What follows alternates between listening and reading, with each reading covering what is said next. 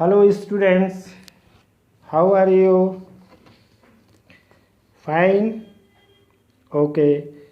Today the topic of discussion is propositions according to quality, quantity and distribution. Dear students, as we have seen in our previous classes, there are four kinds of categorical propositions: A, E, I and O. As you know, A and I are affirmative in quality and E and O are negative in quality. Proposition A and E are universal in quantity and I and O are particular in quantity. कहने का अर्थ यह है कि universal affirmative ए और particular affirmative आई दोनों ही तर्कवाक गुण में affirmative यानी विद्यात्मक या स्वीकारात्मक है। यूनिवर्सल नेगेटिव अर्थात ई प्रोपोजिशन और पार्टिकुलर नेगेटिव अर्थात ओ प्रोपोजिशन दोनों ही गुण में निषेधात्मक हैं। अंग्रेजी के चारों लेटर्स लैटिन शब्द अफर्मो और नेगो से लिए गए हैं। इसको आप अपने पिछली कक्षाओं में पढ़ चुके हैं। अब हम लोग क्वालिटी के बाद क्वांटिटी के अनुसार तर्कवाक्यों को देखेंगे। क्वांटिटी यानी परिमाण की दृष्टि से विचार यदि हम करें तो कोई भी तर्कवाक्य यूनिवर्सल कब होगा? आप जानते हैं, if the proposition refers to all members of the class designated by its subject term, its quantity is universal. यानी तर्कवाक्य का परिमाण तब सर्वव्यापी होगा जब वह अपने उद्देश्य द्वारा सूचित वर्ग के सभी सदस्यों का निर्देश करे। इस प्रकार A proposition all S is P and E proposition no S is P are both universal in quantity. If the proposition refers only to some members of the class designated by its subject term, its quantity is particular. अर्थात यदि तर्कवाक्य अपने उद्देश्य पद द्वारा अभिहित वर्ग के केवल कुछ सदस्यों का निर्देश करे तो उसका परिमाण अंशव्यापी होगा। इस प्रकार I proposition some S is P and the O proposition some S is not P are both particular in quantity. इस प्रकार क्वालिटी और क्वांटिटी दोनों दृष्टि से हम लोगों ने ए, ई, आई, ओ पर विचार किया।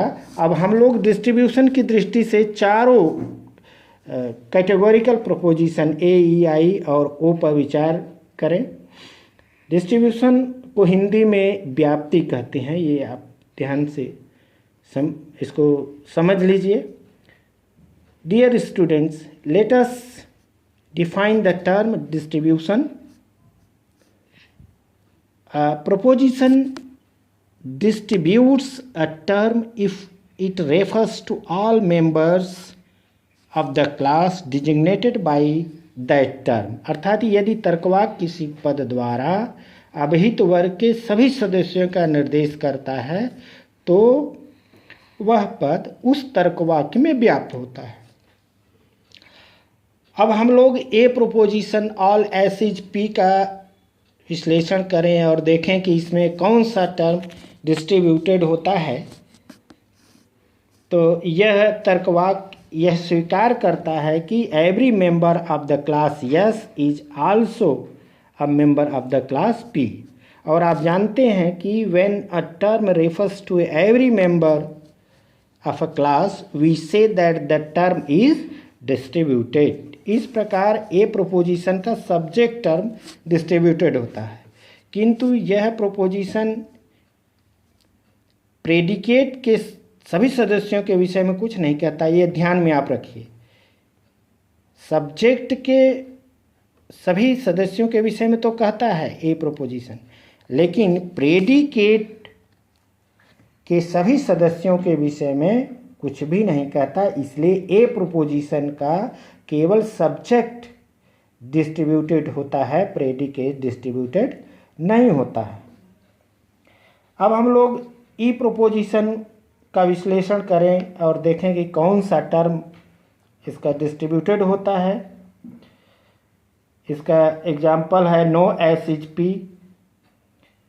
This E proposition asserts that every member of the class S is outside the class P, अर्थात S वर्ग के सभी सदस्य P वर्ग के सभी सदस्यों से बाहर हैं।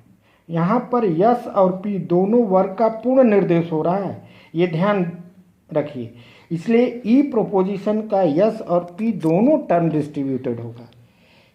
इस S का पूर्ण कथन हो रहा है, यानी सब्जेक्ट टर्म का पूर्ण कथन हो रहा है, और प्रेडिकेट टर्म का भी पूर्ण कथन हो रहा है। इसलिए ई प्रोपोजिशन का उद्देश्य और विधि, सब्जेक्ट एंड प्रेडिकेट दोनों डिस्ट्रीब्यूटेड होगा, दोनों व्याप्त होगा। अब हम लोग आई प्रोपोजिशन के डिस्ट्रीब्यूटेड टर्म पर विचार करें। Some S is P. The word some in this I proposition tells us that at least one member of the class designated by the subject term is also a member of the class designated by the predicate term. But this proposition makes no claim about the subject class as a whole. इसलिए I proposition का subject term distributed नहीं होता। पुनः यह तर्कवाक्य predicate के सभी सदस्यों के भी विषय में कुछ नहीं कह रहा है। सब्जेक्ट के विषय में, सब्जेक्ट के सभी सदस्यों के विषय में तो कुछ नहीं कह रहा है, इसलिए सब्जेक्ट टर्म डिस्ट्रीब्यूटेड है। इसी के साथ साथ प्रेडिकेट टर्म के सभी सदस्यों के भी विषय में कुछ नहीं कह रहा है, इसलिए आई प्रोपोजिशन का न तो सब्जेक्ट टर्म और न ही प्रेडिकेट टर्म डिस्ट्रीब्यूटेड होता है। इसका कोई टर्म डिस्ट्रीब्यूटेड नहीं होता। ओके डियर स्टूडेंट्स, चलिए अब हम लोग ओ प्रोपोजिशन के डिस्ट्रीब्यूटेड टर्म पर विचार करें। Some S is not P.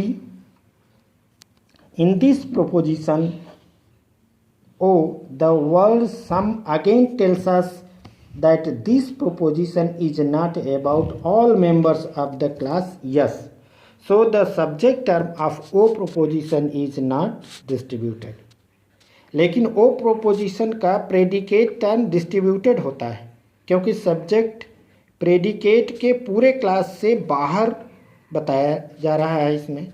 और जब किसी चीज़ को किसी वर्ग से बाहर बताया जाता है तब वर्ग का, उस वर्ग का पूर्ण निर्देश होता है। ये आप इस पर ध्यान देना है।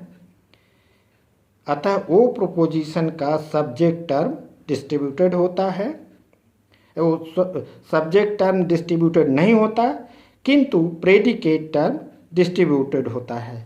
यदि हम इस पूरे डिस्ट्रीब्यूशन को संक्षेप में कहें तो ए प्रोपोजिशन का सब्जेक्ट टर्म डिस्ट्रीब्यूटेड होता है, ए का प्रेडिकेट डिस्ट्रीब्यूटेड नहीं होता, आई प्रोपोजिशन का सब्जेक्ट और प्रेडिकेट में से कोई टर्म डिस्ट्रीब्यूटेड नहीं होता, ई प्रोपोजिशन का सब्जेक्ट और प्रेडिकेट दोनों टर्म डिस्ट्रीब्यूटेड होते हैं, ओ का केवल प्रेडिकेट डिस्ट्रीब्यूटेड होता है। ये आपके स्क्रीन पर दिखाई भी दे रहा है, आप उसको ठीक से देख लीजिए कि ए का सब्जेक्ट, ई का सब्जेक्ट और प्रेडिकेट दोनों, आई का न तो सब्जेक्ट और न ही प्रेडिकेट, ओ का केवल प्रेडिकेट डिस्ट्रीब्यूटेड होता है। ओके डियर स्टूडेंट्स, यह टॉपिक यहीं समाप्त होता है। कल हम लोग स्क्वायर ऑफ अपोजिशन की चर्चा करेंगे। तब तक घर पर रहें, स्वस्थ रहें, प्रसन्न रहें। Thank you very much.